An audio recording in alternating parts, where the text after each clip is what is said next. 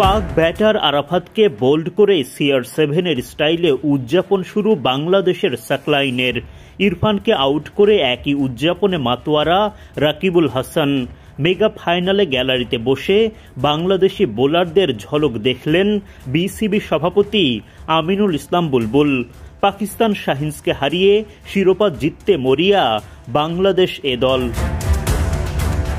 Asia cup rising স্টার্সের ফাইনালে toss জিতে পাকিস্তানের বিপক্ষে আগে বোলিংয়ের সিদ্ধান্ত নেয় বাংলাদেশ।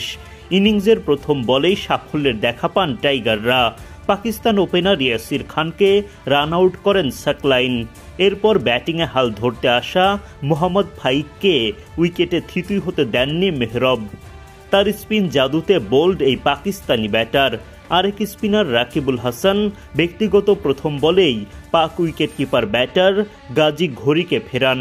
মাত্র 25 রানের মধ্যেই পাকিস্তানের 3 উইকেট শিকার করে ম্যাচে দাপট দেখাতে থাকে বাংলাদেশ। পাওয়ার প্লের 6 ওভারে পাকিস্তান তোলে 40 রান। জিশান আলমের হাত ধরে চতুর্থ উইকেটের দেখা পায় বাংলাদেশ।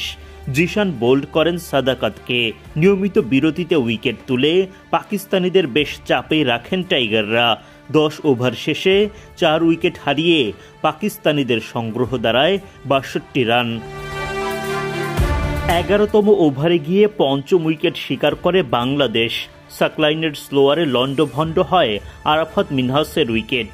বাঁধ ভাঙা উল্লাসে উদযাপন সাকলাইনের। ইরফান খানকে আউট করে দলকে ষষ্ঠ উইকেট এনে দেন রাকিবুল হাসান। একের পর এক উইকেট হারালেও লড়াই চালিয়ে যায় পাকিস্তান। ফলে শেষ পর্যন্ত লড়াকু পুঁজির দেখা পেয়ে যান তারা।